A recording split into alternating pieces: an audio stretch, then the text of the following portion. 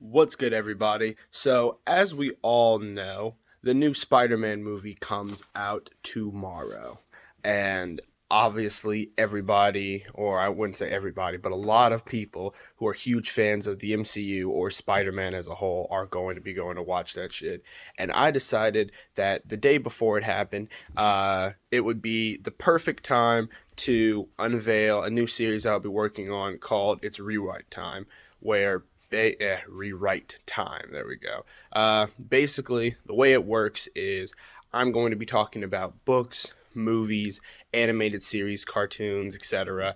that I think personally um, weren't necessarily good or could have been done better. At least I think could have been done better in a certain way. And I'll talk about how I would have rewritten it, how I would have changed and restructured it. And then at the very end, you guys would say in the comments down below if you believed it was a good rewrite, if it was an improvement, or if you thought there could be improvements on my improvement, or if you thought it was just straight up worse than the original. And feedback is always appreciated, obviously. And I decided that I was going to kick it off with a series from the MCU or a movie from the MCU that was somewhat controversial, besides the obviously controversial ones, which I will probably get into later. And that movie is Avengers Endgame. Now, personally, I don't really have a problem with Avengers Endgame as a whole. I think it was a interesting and exciting, but ultimately somewhat flawed conclusion to such a monumental buildup of a story. Nevertheless, I do think that it was quite interesting, but I'll just be sharing my ideas for how I would have improved it as a whole. If you like what you hear, please hit the like and subscribe button and stay tuned for future content as I will be trying to make this a regular thing. Without further ado, let's get started. So first and foremost, the movie would open similar to the first movie. We've got the scattered Avengers all assembled together in one building, minus Iron Man and Nebula, and they are currently monitoring the clicker or the pager that Nick Fury used to call out to Captain Marvel. And from this point on, the story would go kind of similarly. I didn't really see a problem with that beginning part. Captain Marvel showing up, asking where Fury is. They talk to them. Thor tests her. Although I probably have Thor test her in a way of like when he pulls out the hammer, there's a bit of electricity. And I would have Captain Marvel not just, stand there and just be kind of like impassive.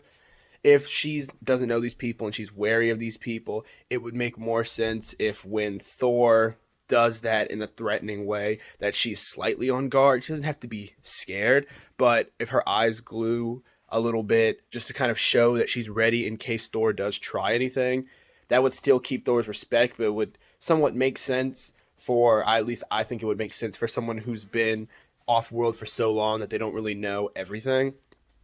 So they get to Thanos' planet because they found out, just like before, there was an energy surge similar to the one as before.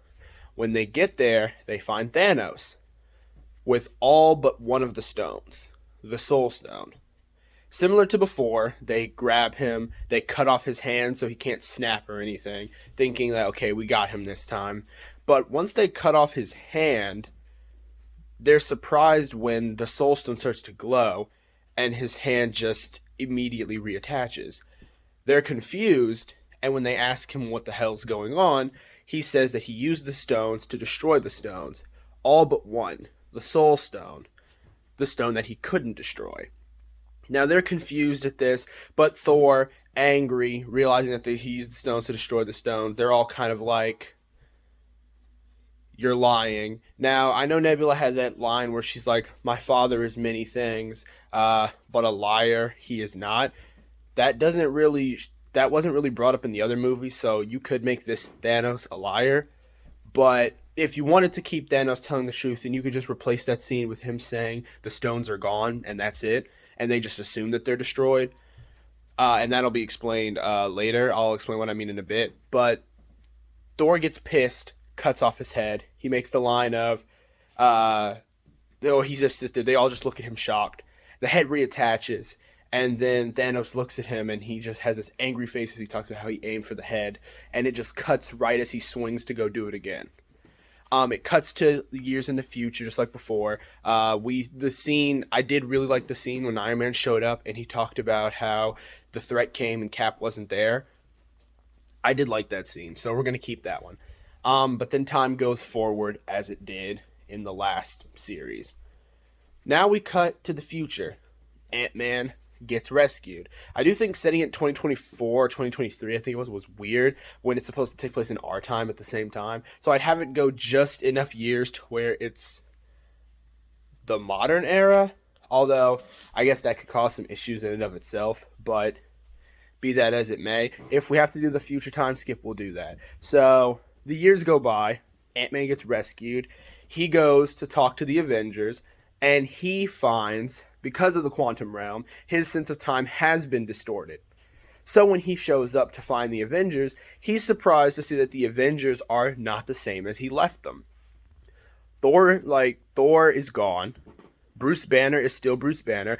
While the Professor Hulk idea is interesting in concept, I didn't really like how it was executed, and I think it could have been saved for another movie. I think a plot point like that could be saved, so I would X that altogether, and it's just Bruce Banner.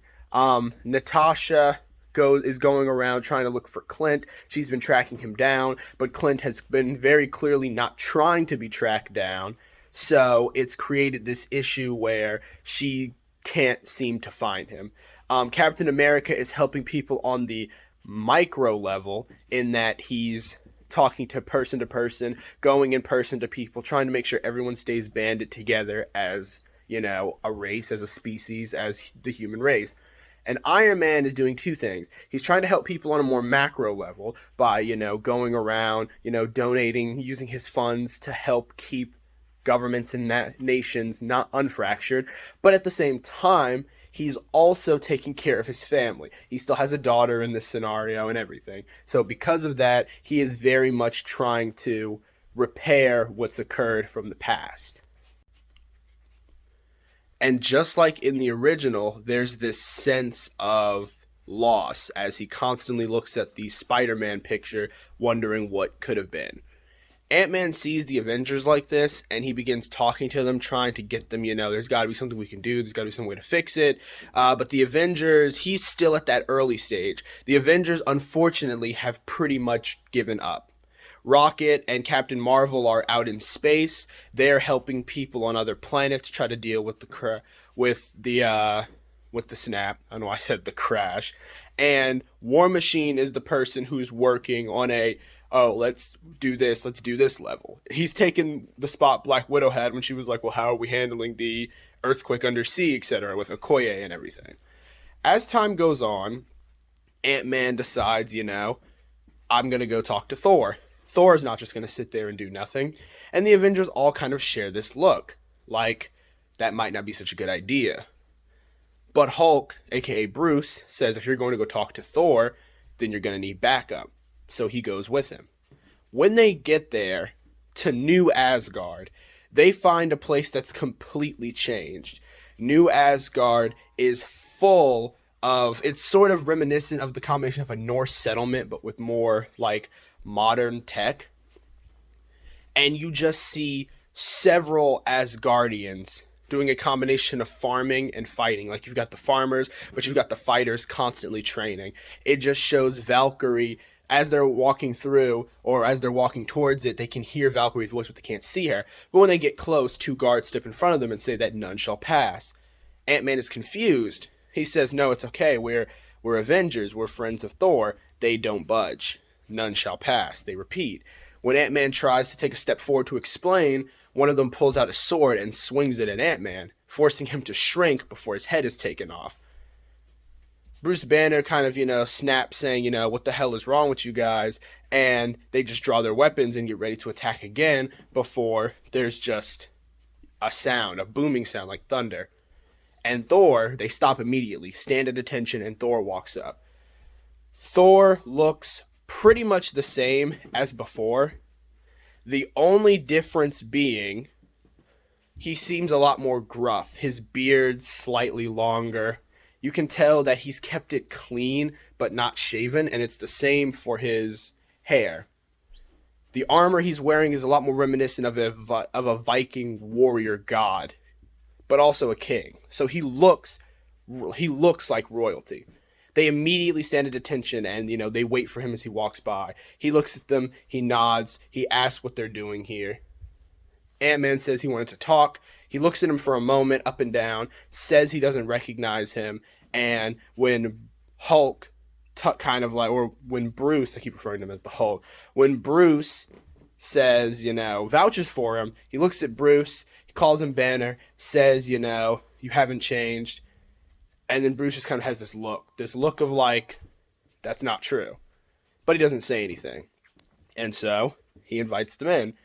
That's when they start to fully see everything. They see those advancements I'd mentioned earlier, the fusion of Viking mythology and high-tech technology that he could have gotten from. It's low-tech somewhat compared to some Asgard things, but it's more high-tech than obviously modern day, just to kind of show what exactly he's got here. And while he's overlooking everything, in the distance, we see Valkyrie training a large number of soldiers, trying to get them to do better fighting tactics and all of that. And he's got Korg, I believe it was, also there, and Korg is helping some people fight as well.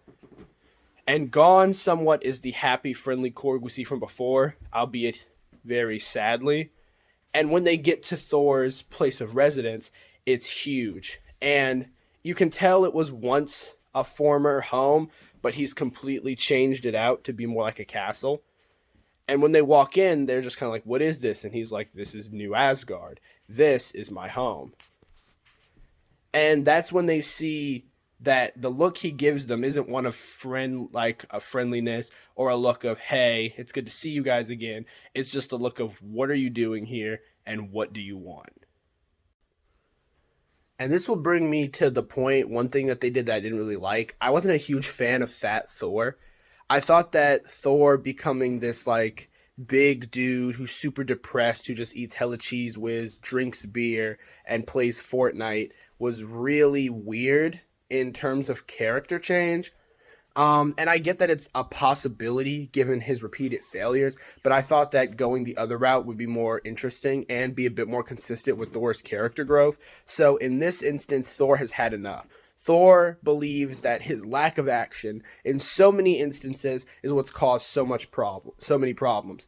If he had just finished off Loki the first time, then the shit that happened later with Loki wouldn't have occurred. If he had just destroyed Ultron in its early stages immediately instead of letting it talk, then things would have been done with immediately. If he had just gone for the head, everyone would still be alive. So he no longer takes unnecessary actions. When he thinks something needs to be done, he does it. When he feels like he sees a threat or an enemy, he neutralizes it. This has caused him to become a lot more hardened and a lot less trusting of people. It's why he's isolated New Asgard and only talks to people very minimally, and it's why the Avengers were so hesitant about meeting up with him, which is something Ant-Man begins to realize. He realizes that the whole time that they're talking, Thor talks very formally, even to Bruce, and to Ant-Man it's a lot colder. Bruce may know him, and that's the only reason he's in here now, but he still doesn't know him, and he still talks to him as if he is a problem. He talks about how they need to save everyone, how Ant-Man, Scott, believes that everyone can be saved. Thor says that he thought the same thing for a time, but he's grown past that. And he believes that ultimately what's done is done. His people have gone through extinction event after extinction event, but unlike the humans, the Earthlings, the Asgardians have not been so lucky. They were nearly slaughtered during the issue with Malekith, where he lost his mother. He lost a good bit of them to Hell. He lost half of what was left to Thanos and his army. And then another half got snapped from the snap. So he's barely got, his Asgardian people have been reduced to a village. No longer a proud race, no longer a proud nation. And he will protect that village with every cell in his body. And so Bruce asks him a question. How's Thanos? And at this, Thor's fist clenches, and Scott has this confused look on his face, like, Thanos? What do you mean? Who's Thanos? And Bruce is like, yeah, we forgot to fill you in on who did the snap. And this could add a little, like, brevity, a little bit of humor, that when he talks, oh yeah, Thanos is this big bad guy. He's the one who did the snap, etc., etc. Scott's like, you guys didn't think this would be important to mention to me or anything. And Thor just says Thanos is in the same condition he's always been. And Scott's like, well, what does that mean? And Bruce just says, what have you been doing? And he's like, oh, well, you're just in time. If you stick around until Friday, you can be here for Thanos Day. And then they're like, what's Thanos Day? And he's like, where every Asgardian gets to take a piece of Thanos. And Scott's just got this horrified look on his face. And even Bruce looks somewhat repulsed by it. And he just says, how long have you been doing that? And he just says, every Friday since the snap, without blinking, without hesitation. He says, we can't kill him because of the Soul Stone, but that doesn't mean I can't make him wish he were dead. And to that, they just kind of look at each other, and they realize that Thor may really be lost. So, they decide to call it. Bruce just says, it's been nice talking to you. Scott stands up, horrified, disgusted, confused, and they leave. Thor gives them one last solemn look as they walk off. For a brief moment, he looks like he wants to say something to his old friend. You can notice he even looks at Bruce a little bit longer than the others, but ultimately, he relents. When they get back, he's like, we've got to try something, anything, but to no avail. Now, Rocket is really good when it comes to information, so after a brief amount of time with Scott saying that they've got to try something, we know that Scott isn't a genius, but we could pull his lack of not wanting to give up with Iron Man. Iron Man is naturally tenacious, and even Cap would be somewhat like, no, this isn't the end.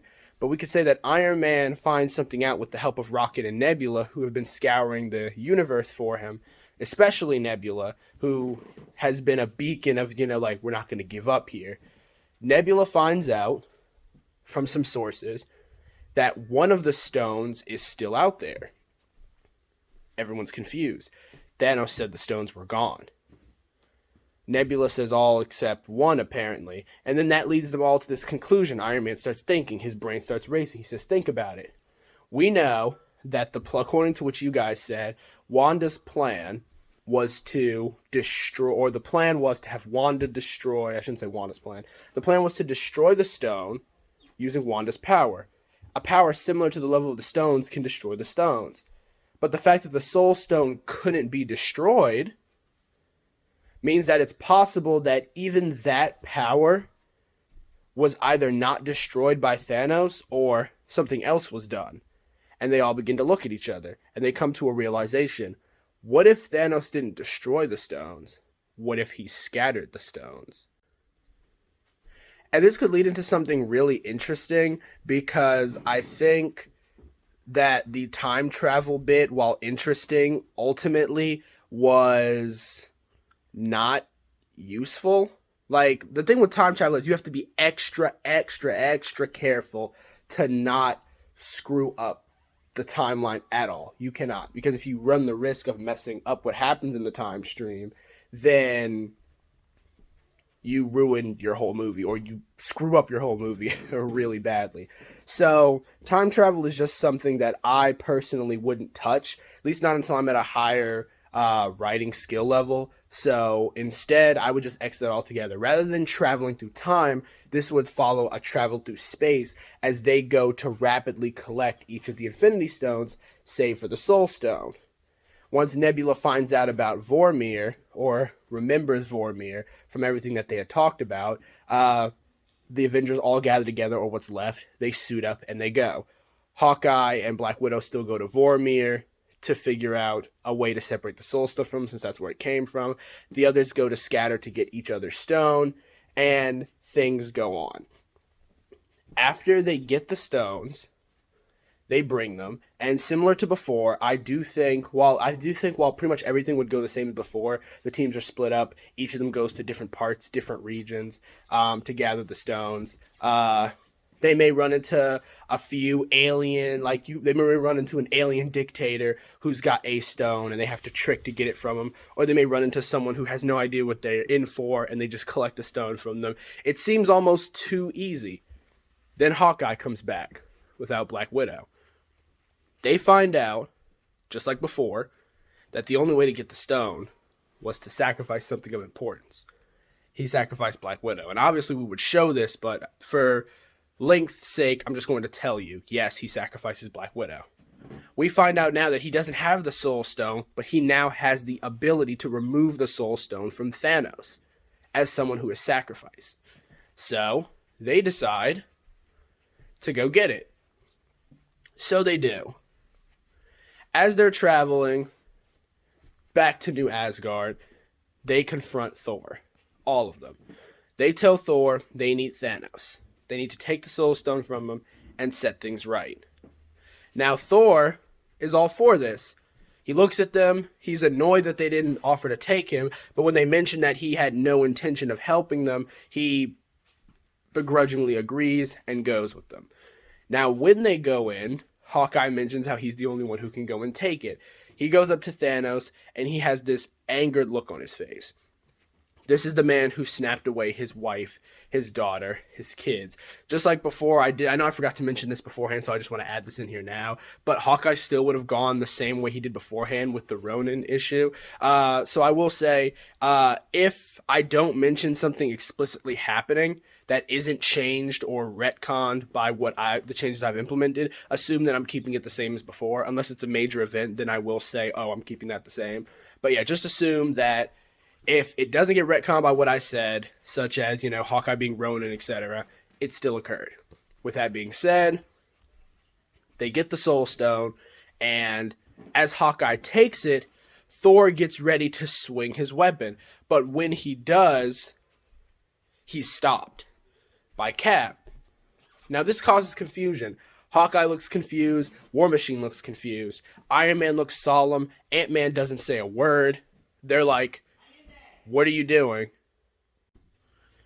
Captain America says that he knows that what Thanos has done is wrong, and by all intents and purposes, he deserves death.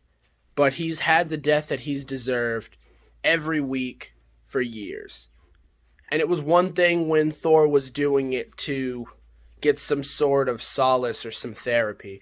It's another thing now when they have the ability to fix everything, when Thanos is powerless in front of them, not putting up a fight, willingly doing all of this, and he's waiting for Hawkeye to take the stone so that he can kill him again for sure.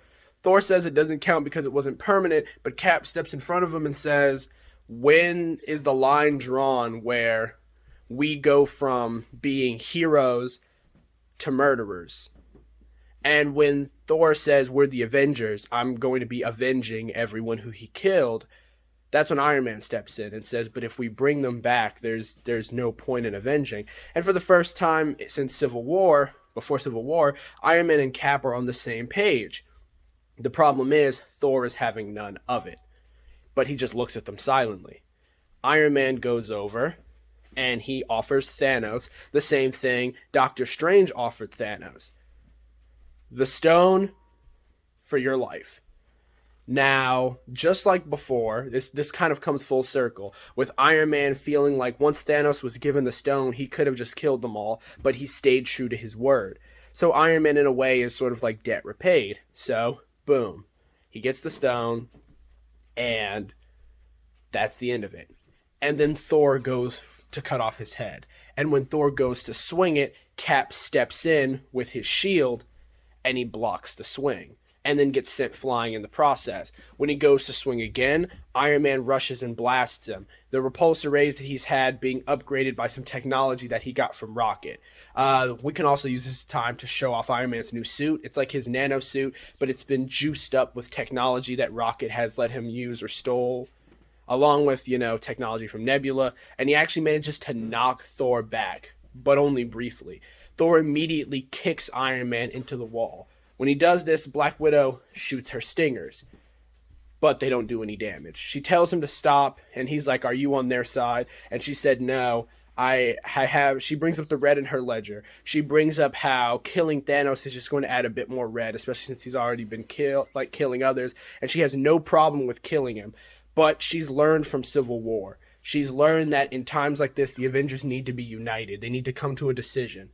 And him just going against two of their decisions to do his own thing is wrong, and she realizes that now. So they should at least talk it out.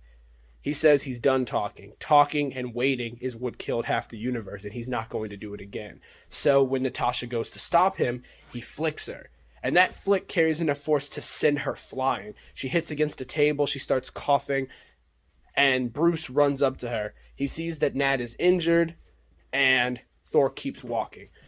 Hawkeye just kind of steps in front of him and tells him, I understand what you've lost. I lost my daughter. I lost my wife.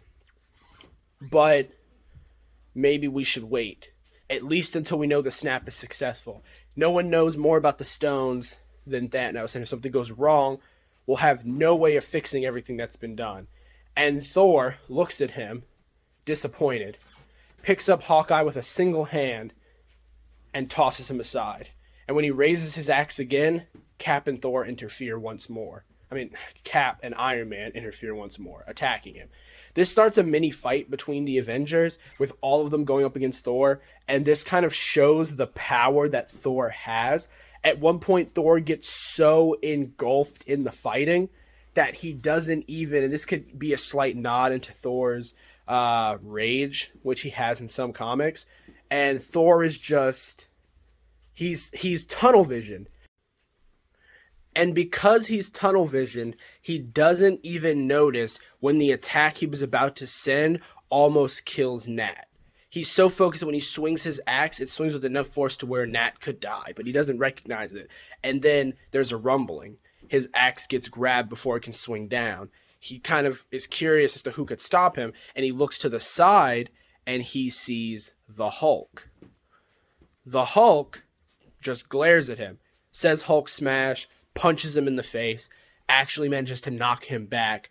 And when Thor gets up, angered, lightning sparking from his eyes, the clouds darkening, he looks at his friends, the Avengers, and he sees all of them standing against him. He talks about how he's a god, how he's the god of thunder, king of Asgard, slayer of Thanos time and time again, and that they are not strong enough to stand against him. Even with Hulk, none of them can match him. And they look at each other, and Cap says, "This isn't the first time that we've fought against someone way more powerful than us, and it won't be the last. The Avengers were made to stop threats from people with incredible power, from tyrants who thought they were unstoppable." And Iron Man says that we just never thought that it would be you, Thor. And Thor looks at them confused. Then he looks at his people. While they're better than ever in his mind, he can see some of them are afraid. Even Valkyrie looks concerned. And while the people are willing to stand with their king, he can tell that some of them are concerned. He can see it in their eyes. Even Valkyrie is looking like she knows Thor doesn't want to do this. Thor looks at his hands, he looks at what he's done, and he summons the Bifrost with Stormbreaker, and he disappears. So they take Thanos. And this can kind of cue into a mini section of what's occurring, where he goes to the ruins of Asgard with the intent of studying, learning, just kind of looking around like, this is what's left. Can I rule this? And after looking through all of this, he goes back to where he talked to his father, and he sees that there's still remnants of Mjolnir there.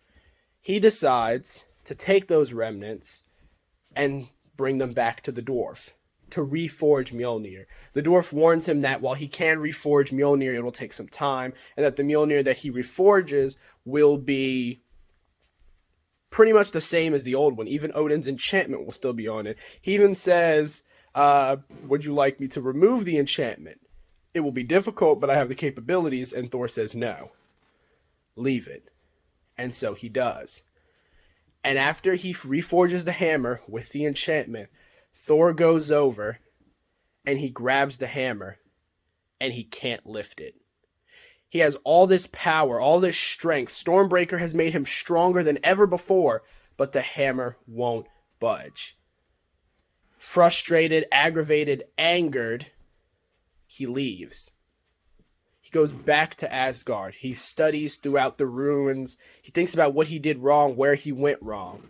And this is sort of like a mini side thing. Obviously, it won't take super long, but it'll show this in chunks. It'll be one of those show, don't tell things. And eventually, only when Thor comes to realize that he's betrayed and forgot the ideals that made him Thor, he's become his father. He's become Odin, or at least Odin back in the day. But now he's starting to realize why Odin isn't that person anymore. Odin realized through time and experience that the way he used to lead wasn't the right way to lead. And when Hela tried to reintroduce that doctrine, it didn't work. And he stopped her. And now he's becoming her. He's becoming Hela. So, begrudgingly, he accepts that regardless of how he feels about the situation, that he needs to remain a true and just king. And that being a just king doesn't mean you're the most powerful king. Being the just king means you have to be wise, you have to be generous, you have to be firm, but you have to realize that there is also a time for mercy. And so he goes back to the dwarf, and with this realization, or rather, I wouldn't really have him even go back to the dwarf, I would just have with this realization, he holds out his hand, he focuses, he concentrates, and Mjolnir shoots across the galaxy. We can even see it shooting through like a star, like a shooting star just shooting through nebulas. And eventually, he grabs it. He's worthy. And so he opens the Bifrost to head back to Earth. While this is happening concurrently, they are trying to remake a gauntlet similar to the Infinity Gauntlet. Now, Iron Man has remade that nano gauntlet he made in the original, but it didn't make much sense that he could make a nano gauntlet that could withstand the stone's power so easily, even though I know he studied and everything, but still. So this one can withstand the power for a moment. And as they put the gauntlet on, as the power rages, the glove starts to glow. They're trying to figure out what they need to do next. Unbeknownst to them, as they're trying to figure this out, and at the same time as Thor's return to Earth, Thanos' Black Order is coming. Proxima Midnight, Corvus Glaive, Ebony Maw, and Cull Obsidian, the four we saw beforehand. We find out later on that Thanos brought them back with the stones, and it'll be in this throwaway line where Thanos says, I was able to wipe out half the universe, what makes you think I couldn't bring back four of my children? Now, they're trying to decide who can wield the stones. And it becomes this mini debate on who could do it. But Thor isn't here, so he's out. They finally decide that Bruce is going to do it. Bruce volunteers. At first, they object. Cap says he shouldn't do it, but he requotes what Iron Man said to him in the first Avengers movie, that the amount of gamma radiation he experienced should have killed him, and the Hulk saved him. The Infinity Stones are mostly gamma energy, and so if Hulk saved him then, he'll save him now. And if he doesn't, well, at the very least, his body should be able to withstand the snap. And even if he dies after, he talks about how Natasha sacrificed herself for them to just have a chance. He's not going to be a coward and not sacrifice himself or risk sacrificing himself to save the universe. So he puts on the glove, and they do it in front of Thanos so Thanos can see what they're doing, know that everything he did, everything he fought for will be for nothing, and they snap. And this time, it does bring everyone back. But unlike before, where Hulk's arm is all fucked up, in this instance, Hulk is back. He's glowing green with energy. Iron Man's gauntlet melts off of him as it couldn't withstand the power of the stones for anything longer than a single snap. And as it falls to the ground, the stones fall to the ground, Hulk gets up, glowing green, eyes glowing green, full of energy. And he lets out a roar. As he roars, Thor begins to come back. And as he comes back, he hears the roar, and he's confused and curious. But then he starts, moving over to where they are to see what's happening. It cuts to inside there, and at first Hulk, he has that look on his face. And before anyone can say anything, he swings his arm, and he slams into Iron Man's suit, sending him flying through the walls. They look confused. He reaches for Cap. Cap rolls to the side, and when they see him grab where he was going to grab Cap, there's just this imprint of Earth dug out of the ground. Ant-Man tries to grow big really quickly and, even through the ceiling to knock Hulk away, but Hulk actually grabs his fist and throws him, sending Ant-Man flying, crashing through walls and landing. Thor looks at him and asks, what he calls him Giant Man or even Jotun Man, and he asks him what he missed. Cuts back to inside, and Hawkeye realizes that Hulk has gone berserk and is going to just kill everyone. So he shoots an arrow to get his attention, opens up Thanos' cell, and rolls to the side when Hulk rushes him, slamming into the cell, into Thanos, and taking them both outside. Now, one of the things I had an issue with, that I think a lot of people did as well, was the fact that Thanos and Hulk never really got their rematch. A lot of people wanted to see that, me included. So I'm going to add that in here, where this Berserker Hulk fights against Thanos. And this is going to be kind of reminiscent of World War Hulk. World Breaker Hulk, I should say. World Breaker Hulk originally appeared in the Sakaar storyline when he came back to Earth after being banished to Sakaar. But this version of Hulk went to Sakaar in a different way, and the Sakaar storyline happened differently.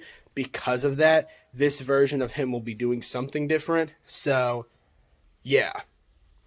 He goes crazy, and his power is so massive that even though Thanos is beating him with skill at first, eventually he becomes so strong and durable that Thanos' skill means nothing. He steps to the side and punches him, doesn't even make Hulk flinch. Hulk grabs his arms, begins to squeeze hard enough to where Thanos can even hear a slight cracking. And when, kind of like what happened when Thanos was attacking Captain Marvel, where he headbutt Captain Marvel, but she didn't even flinch. It's kind of the same. He headbutts Hulk, trying to get him to let him go, and Hulk just grins as he just continually starts to crush him.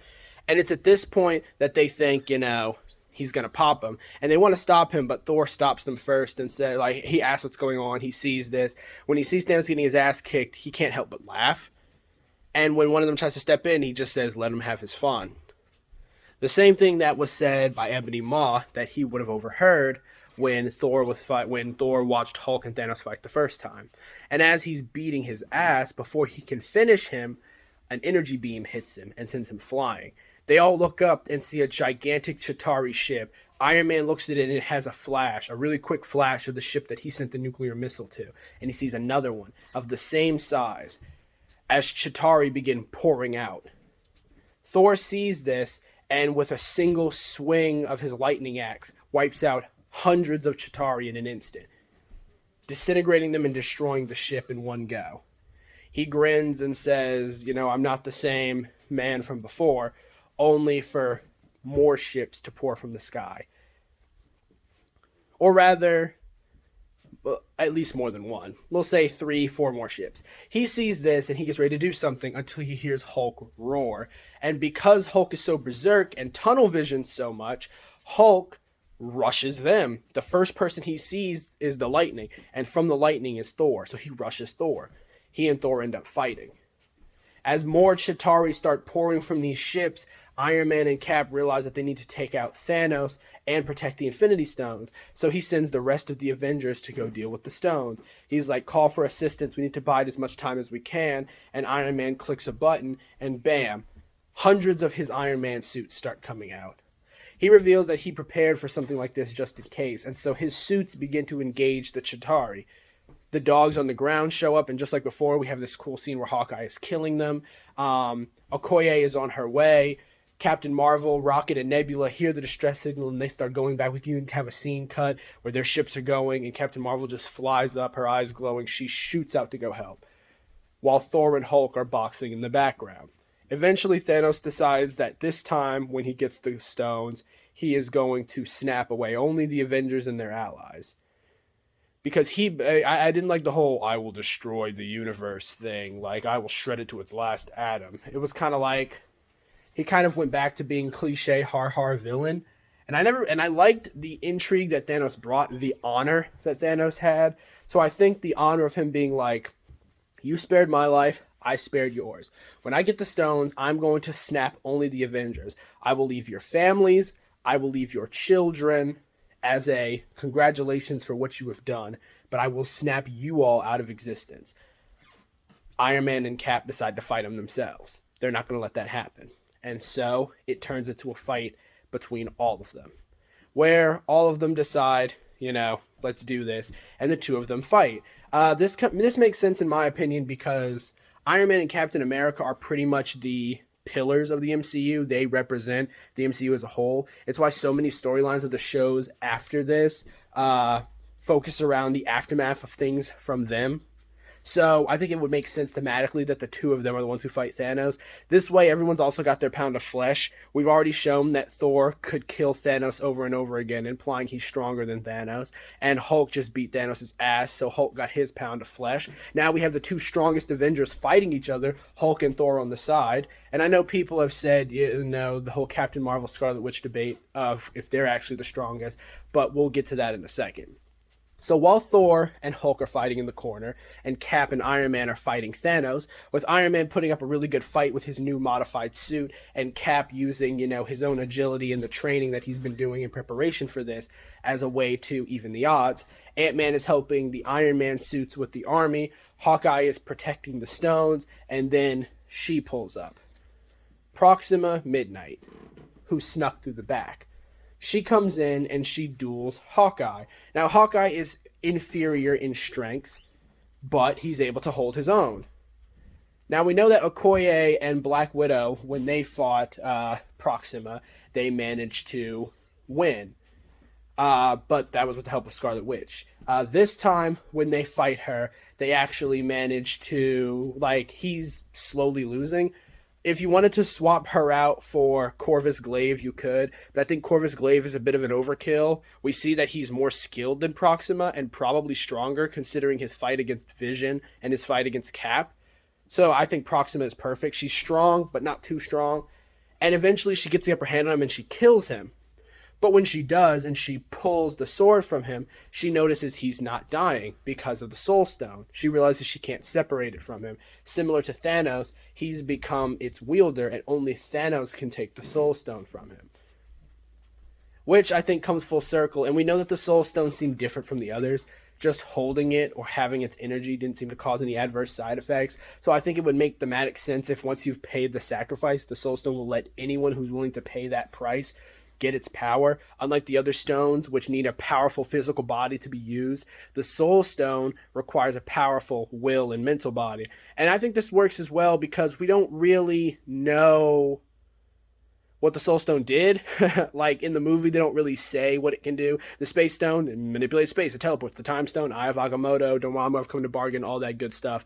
Time. Reality Stone, we've seen it warp reality, turn a gun into bubbles, etc., etc. You guys get the gist of it. We never see what the Soul Stone does. You pay the price, you pay the toll, and that's it. So in this scenario, the Soul Stone has changed, and the Soul Stone now operates as a sort of immortality conduit for anyone willing to pay the price. And it can only be separated by someone who has also paid the price, like Thanos had said earlier. So Proxima, realizing this and realizing she can't kill Hawkeye anymore, instead takes the other stones, or at least she tries to. But when she goes for the last stone, she hears rumbling as, people start showing up, and she realizes she can't push her luck, so she just takes the 4 stones that she got and the glove, which Thanos would have at this point because they stole it from the Asgardian base, and she dips. The stone that she left, the Tesseract. The stone that started it all. The stone that accumulated this information, the stone that Cap sacrificed himself for, that Tony's dad, Howard Stark, based the arc reactor off of. It is the central focal point of all of this. So it would only make sense that it's one of the ones left behind, kind of rounding out that conclusion from the very first movie, although it would even go further back to the first Captain America movie. She takes the other stones, she dips. At this point, the others have showed up, or shown up. The portals have opened, and just like before, as Cap and Iron Man and them are fighting, they get knocked back, they see their allies. Cap does the whole Avengers assemble, everyone rushes forward, and bam, the fight occurs. At the same time, dozens more ships start coming. It is an armada. And bam, The fight begins. Somewhat different, but really no different than the original fight. Ant-Man punches one of the big ones. I would take out the I forget what they call it when all the women get together and do the whole "she's not alone" scene. I would take that scene out. It seemed very contrived and cliche for no reason. It was fine in Infinity War when it was just two people on a small battlefield. It's another thing when it's hundreds of thousands, if not millions, of people fighting in a massive war. Makes zero sense. That aside, as the fight is going on, Thanos realizes that he's a shoo-in for victory. He has literally millions, if not more, soldiers pouring through, and their forces are limited. Yes, they have Wakandan soldiers, they have Iron Man's armors, they have the sorcerers, the Nova Corps, the Asgardian population fighting, but it's not enough. They're ridiculously overwhelmed. Fortunately, they have 3 aces up the hole. They have Wanda, Doctor Strange, and they have Captain Marvel. I honestly, I do feel bad. It wasn't my intention to actually forget her name for a moment, but it is what it is. She was sort of a forgettable character until she pulled up. So yeah, and they are just carving through his armada. Like, even though they outnumbered them millions to one, it doesn't matter. Wanda is tearing through them with her reality powers, taking those giant spinning drills and just using them to shred their own armies. Doctor Strange is transmuting he makes dozens of clones, each of these clones casting different spells and making different weapons to just tear through them. Having Doctor Strange fight water was dumb, made no sense. So in this instance, he's fighting a wave of sorts, but it's a wave of enemies. And he's just tearing through them. Then Captain Marvel shows up. She blows through 2 of the Chitauri ships and is just devastating them. I do like the idea of when Iron Man and Cap get blasted back, Scarlet Witch does the whole "you took everything from me," but instead of the "I don't even know who you are," it's just a acknowledgement, just a look. He doesn't say anything. He just sort of looks down. We know that he can relate to the loss because of what happened with his daughter, so he says nothing. If he were to die to Wanda, that would be justice, and he couldn't blame Wanda for wanting to kill the man who took what she cared most from him. So, as she binds him and begins to choke him with the energy and starts, trying to crush him, he's yelling in pain, but he doesn't sacrifice his troops. He doesn't risk death. He accepts the fact that in his death there is honor. But who doesn't accept it are his 4 elites. But they don't have the power to compete with Wanda or any of them. They can't do anything. Then Proxima Midnight shows up with the stones. They look at each other and realize that they must save their father. And so, they say for Thanos and each grab a stone. Ebony Maw, the one who he called Squidward, has the Mind Stone, places it on his forehead, akin to how Vision had the Mind Stone. Then we have Proxima Midnight, who takes the Reality Stone and places it in her chest where her heart is. We have Corvus Glaive, who takes the Time Stone and places it in his glaive, which is a nod to Corvus Glaive in the comics, where his glaive is what powered him, but we'll get to that. And then we have Cull Obsidian, the buff, ugly-ass, Hulk-looking nigga. Yeah, they put the stone in his hand, and purple energy flows through it, and bam, they're all empowered by the stones. And as she's being crushed, she just gets a blast of red energy, and she rolls. When she looks up, it's Proxima Midnight. She asks her father if he's okay. He says he is. And then he says, "You have the power of the stone." She just said, "We are the children of Thanos. We can handle the power of the stones, at least for the time. We will win this war for you, father. And then we will surrender the stones to you to collect your prize."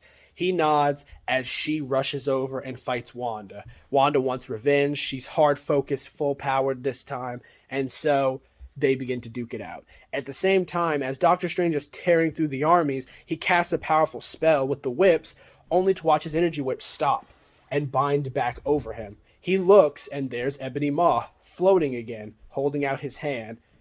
And Ebony Maw just says, "With the power of the Mind Stone, my mental abilities have been increased 100-fold. And we know that in Endgame, they said that Ebony Maw also knew magic. He was like a dark sorcerer. It's how he replicated the power of the Pym particles using magic. Although that was something you'd have to look in the wiki to find out, but that wasn't even really further explained. So in this instance, he mentioned something about it. He says, you're not the only one who knows sorcery, ape. And he talks about how his magic power and his mental powers have been boosted 100-fold by the Mind Stone. And Doctor Strange just says, 100-fold, huh? Like, that sounds like it could be a problem. And as the whips dissolve, Ebony Maw just flexes his brain and tries to mind control all the people. And for a brief moment, all their minds flash a different color. Their eyes glow blue as they begin to darken, kind of like when Loki controlled them. Doctor Strange is like, and he casts a few spells, and all of a sudden, glowing runes attach to every single ally on the battlefield, breaking the mental effects. And he just said, if you were going to focus on one, maybe two people, maybe you could stop it. But spreading your power so thin, not a good idea. And then he just says, very well then I'll just use my powers to crush you. And it starts this epic battle between the two of them. Captain Marvel's just destroying ship after ship. So eventually, she just gets slammed into by the hammer. She looks over and she sees Cull Obsidian.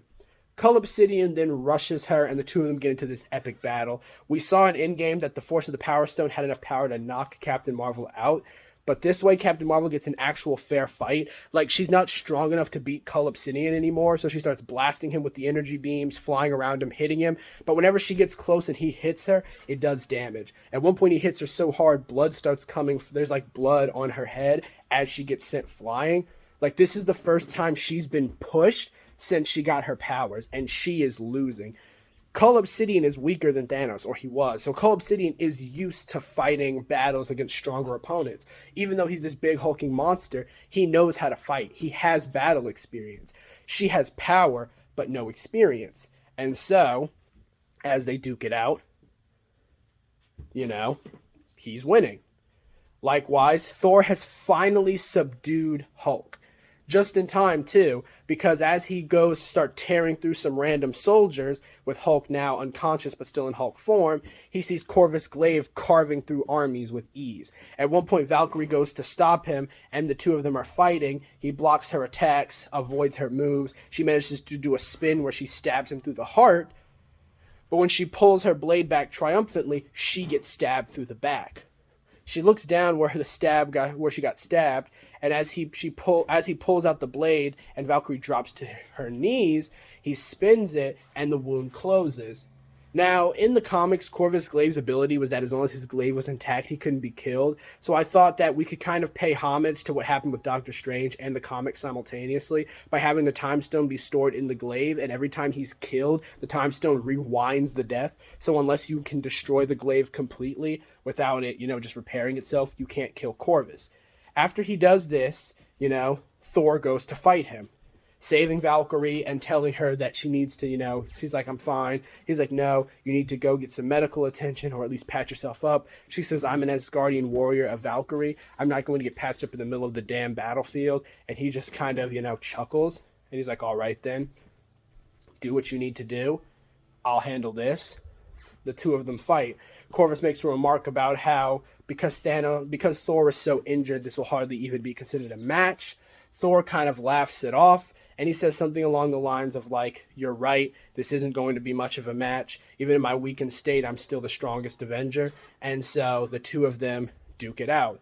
And in terms of how each fight would go, Doctor Strange, through a combination of multiple different magic spells and some trickery, manages to defeat Ebony Maw, although Ebony Maw casts one last mental effect on him, fucking up his brain to the point to where even though he's won, he's useless for the rest of the battle. Wanda barely manages to defeat her opponent. This could tie into the whole Scarlet Witch thing, a warper of reality, because when something gets warped by Proxima, we could show her warping it back. And when Proxima has this confused look on her face, she uses that confusion to get an advantage and tear the stone from her before killing her. But this mentally exhausts her powers, reducing her, at least for the time being, back to the state she was in Age of Ultron, where she's strong but not busted anymore. So she can help in the war, but not too much. Captain Marvel is losing. There's nothing she can do. Her power is power, and this could kind of both show the drawback of being just really strong. When you're really strong but only one note, unless your power is overwhelming, someone with equal power but superior skill or mass or greater power just beats you. Then Cull gets hit by what looks like an RPG. Does no damage, but it draws his attention. When Captain Marvel looks confused, she sees Nick Fury standing to the side, having shot it, with a few S.H.I.E.L.D. agents, including Maria Hill, shooting and attacking some of the Chitauri.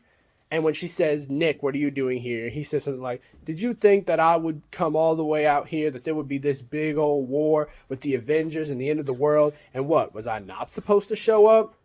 Did you forget who made the Avengers?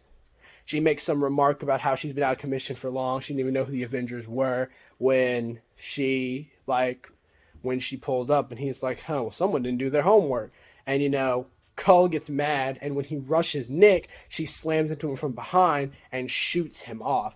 He flies up into the air, and he stumbles a bit as he goes away. She drops to one knee and talks about how much energy it's taken to fight him. He just keeps getting back up. She knows that energy blast sent him flying, but it's not actually going to kill him. She doesn't know what she was going to do. And then that's when Nick Fury gives her a pep talk, talks about how she has power, some of what he's rarely seen power like hers, that she's I want to preface, one of the strongest members of this team, and that the others are doing their part, so she can't just let not being strong enough be an excuse. And then she just says, Captain America is just a man.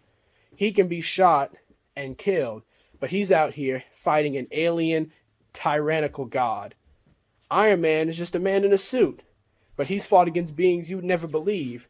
If people like that can have the bravery and strength to fight, what's your excuse? And she kind of thinks, she starts to realize that this could even be a mini arc for Captain Marvel, that she's had this new power for so long, it's defined who she was when her memories were lost for so long, she's forgotten what it means to be weak, to be inferior, to be less than. But that doesn't mean that you can't be a hero just because you're not strong. So she stands up. And when Cull comes back, rushing full force, she rushes him, slams into him, and takes him into the sky. The two of them fly up, high, high, high, so high that they're just off planet.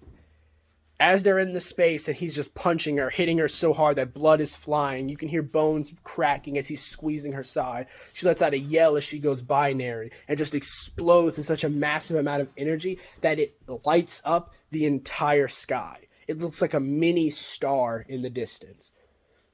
And when it cuts to being outside, the Power Stone is just floating there, and she is just floating in space as well. Alive, but unconscious.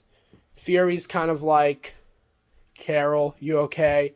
She just says something like, you're going to have to come get this stone, Nick. I'm much too injured. Or, yeah, much too injured. She could, or something along those lines. She could just say, I'm way too injured, or I'm not feeling it. I'm kind of tired. Something dry or witty that, Captain Marvel, her dry humor, it's all right, I suppose. But something like that. Boom. And at that moment, he's like, okay. He says, Maria, get me, a Quinjet, a ship, something. She's like, I don't know if I can just have one of those fall out the sky. And then he's just like, well, get me something. If you can get me a bike with rockets and a space helmet, I'll roll up there myself. So Iron Man overhears what's happening, and he says that he's got something in the works that could get there. It won't last long. And Nick is like, I don't need long. And he goes to get on that to go get the Power Stone. While this is happening, Thor is losing. He actually cannot beat Corvus. He's way too injured from his Hulk fight. As Corvus stabs his spear in him and it starts slowly reaching towards his heart, he just talks about how you were supposed to be the strongest, the one who nearly killed our father. I expected so much more power, but I guess once you're dead, there won't be anyone else who can stop me. Cap sees this. He talks to Iron Man. Iron Man says, go, help Thor. I've got this, which leads to this 1v1 fight between the two main forces of the story. We have Iron Man, the man who built the MCU quite literally with the first successful movie, making the groundwork for all of this, versus Thanos, the overarching antagonist of the entire Infinity War saga. And as the two of them continually duke it out, Captain America rushes over there. Right before Corvus Glaive goes down, he gets hit upside the head by a hammer. That's when we see it. Cap with Mjolnir. So we still get that hype build-up scene, because I really did fucking enjoy that. So boom, hype scene, build-up, all that happens, and bam. He starts going all in, attacking him relentlessly. Now, the fight goes on for quite a while, along with all the other fights that are still happening. This way, the strongest Avengers, Thor, Hulk, Captain Marvel, Doctor Strange, Scarlet Witch, can all get fights worthy of them, showing their power, while at the same time giving them their pound of flesh. And it works for a lot of thematic reasons too. The Scarlet Witch fighting against reality, which could be thematic in its own way. Doctor Strange, whose biggest obstacle and problem in life has always been himself mentally, where even when he needed his minds to heal before his hands could, fights against the personification of the mind, along with the person who beat him the first time. Thor, a being who experiences time differently, ends up fighting someone who uses the time stone, and then once they start to win, showing in a way the thematics of Thor regressing backwards after everything that's happened, it then begins to fight a man who is out of time, a man who exists outside of time itself, being Captain America. So the two of them start to duke it out. And then you've got Captain Marvel, the personification of power. The very first time she was introduced, she was told to be the most powerful Avenger, facing off against a stone that is the crystallization of power itself. And each of them conquers it in their own ways, which I definitely think would show some uniqueness to each of the individual characters. And then you have Captain America, who faces off against Corvus, and as the fight goes on, he is slowly but surely overwhelming him. However, Corvus has superior fighting and slightly above average strength. Now, the fight is a bit more even than it was the first time they fought, but nonetheless, Captain America is still slowly being overwhelmed. Every cut he takes, every hit he takes, just injures him further, whereas every time he blasts Corvus with lightning, every time he breaks an arm, every time he shatters his skull or crushes some ribs, it just reforms. And eventually Corvus Glaive pins him, and he tells him to surrender. He can feel it. The stone is telling him years, billions of years of knowledge. He knows his siblings are gone. Their stone's lost. With this stone, he is now the strongest being in the universe. And then, right as he says that, a stomp. He turns just in time for a green hand to grab onto his face, so big that it covers his face altogether. And Hulk just yells out, "Hulk strongest there is." Which kind of, I don't know if Hulk has said that in the MCU yet, but it would definitely be one of those. I mean, Endgame was full of a lot of like, cool, look at that, gems. I think this could be one of those gems. And as he's squeezing him at the same time, Cap winds up the hammer and swings it at his glaive. And right as Hulk breaks him, he hits and destroys the glaive, causing Corvus to just drop, unreforming. Finally, Thanos and Iron Man's fight, which is happening concurrently with all of this. One thing I will mention is Black Panther. At one point, I do think sending out a few mutated, powerful soldiers that are like beyond the normal soldiers could work. It would give something to do to characters like Bucky, Falcon, Groot, Peter Quill, Black Panther, and Spider-Man, allowing them to fight powerful opponents that are worthy of them, but not allowing them to take the spotlight of the strongest people, because if their arcs are coming up, it would make sense that we share the juicy bits for the strongest characters narratively. Like, we want for power scaling, and for power scaling to make sense, we want the strongest fights to be for the strongest characters, but narratively, we want our original OG iconic characters to finish out these other fights. So they could fight those super soldiers, and while they're doing that, Captain America has just finished his fight. He's tired. Hulk's gamma excess energy has burned out. He looks at Cap. Cap just gets ready for a fight before he just, lets out another Hulkish roar back to normal Hulk, and then he jumps up to start attacking more villains. Finally, Thanos and Iron Man have their finisher fight, which results in the stones slowly being accumulated by everybody. And then we have each of the individual stones being given. We find out then that you don't need, the Soul Stone can be given up willingly, or rather, someone who's willing to make that sacrifice can. So what happens is Hawkeye gets all of them. He takes the Soul Stone. He gives it. We have Hawkeye who gives it. Thor and Cap bring the Time Stone. Nick Fury brings the Power Stone. We could say that someone else brings the Reality, and the Space Stone is also brought. We could even say the Reality got grabbed by Peter, which makes sense. We have the OG Avengers, the people who started it all, Nick Fury, who did all of this, bringing the stones, and then we have Peter, the person who represents Iron Man's connection to the new gen in the new series, brings him the Reality Stone. Right as Thanos goes to take it, the others begin pouring it all on. The event, Thanos starts ripping through them, but before he can get to Tony, Tony has empowered all of the stones and put them on himself. And before anything can happen, as Thanos reaches out to him, he says the same thing he said before, I am Iron Man, and he snaps. We could do something similar. Thanos' whole I am inevitable thing, that was definitely an interest. Now, I know that Robert Downey Jr. improvised the I am Iron Man scene, and I do think it was a fantastic scene. So I do think when Thanos reaches, he could say something like, I am justice, or I am a force of nature, or you can't win, or he could even say I am inevitable.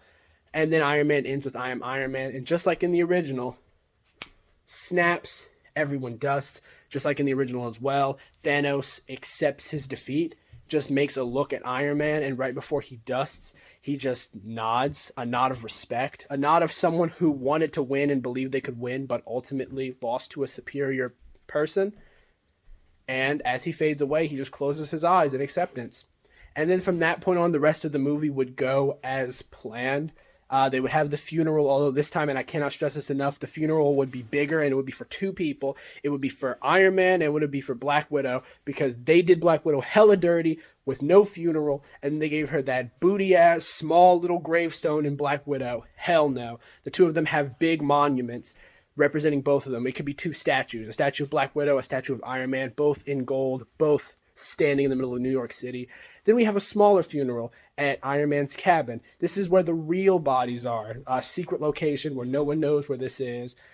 And we have the little funeral. Everyone is there, solemn. Friends of both of them are there. If you wanted to use this opportunity to show Yelena, you could. Although I'm not going to talk about Yelena because that's, something that happened in a later movie, hindsight 2020. If I was directing, I wouldn't have put Yelena in because I wouldn't have known she fucking existed. So just the people who are closest to all of them.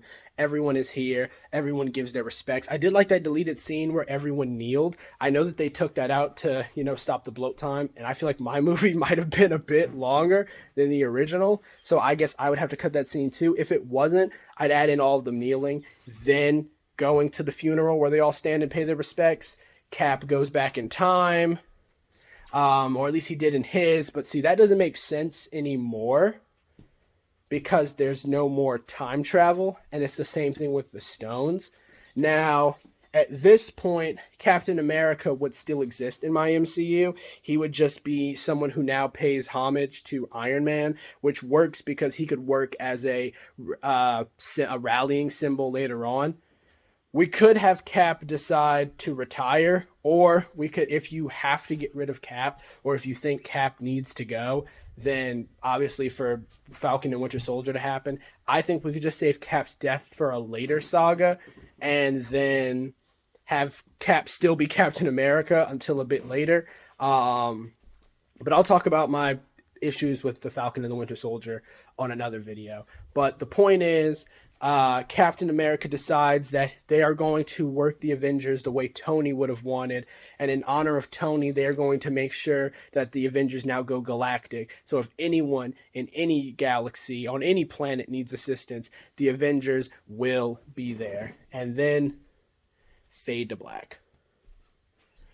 And that is pretty much it. That is how I would have redone or rewritten Endgame. If you like my suggestions, feel free to hit that subscribe button, smash that like button. If you think things could have been improved on, things could have been done better, please let me know in the comments. If you think there's something I can improve on with my videos later. I know this one is slightly unprofessional, but I really wanted to get this video out, so I just decided to upload it like this. If you guys like this method where I walk around and I'm just in a small room and I talk things out, please feel free to let me know. If you would prefer it to be a bit more scripted, where I'm in a bit more professional area, let me know about that as well. Other than that, stay tuned for other videos that I release in regards to this, and I will see you all later. Have a fantastic day. What's good, everybody? So, as we all know, the new Spider Man movie comes out tomorrow. And obviously, everybody, or I wouldn't say everybody, but a lot of people who are huge fans of the MCU or Spider Man as a whole are going to be going to watch that shit. And I decided that the day before it happened, it would be the perfect time to unveil a new series I'll be working on called It's Rewrite Time, where rewrite time. There we go. Basically, the way it works is I'm going to be talking about books, movies, animated series, cartoons, etc. that I think personally weren't necessarily good or could have been done better. At least I think could have been done better in a certain way. And I'll talk about how I would have rewritten it, how I would have changed and restructured it. And then at the very end, you guys would say in the comments down below if you believed it was a good rewrite, if it was an improvement, or if you thought there could be improvements on my improvement, or if you thought it was just straight up worse than the original. And feedback is always appreciated, obviously. And I decided that I was going to kick it off with a series from the MCU or a movie from the MCU that was somewhat controversial, besides the obviously controversial ones, which I will probably get into later. And that movie is Avengers Endgame.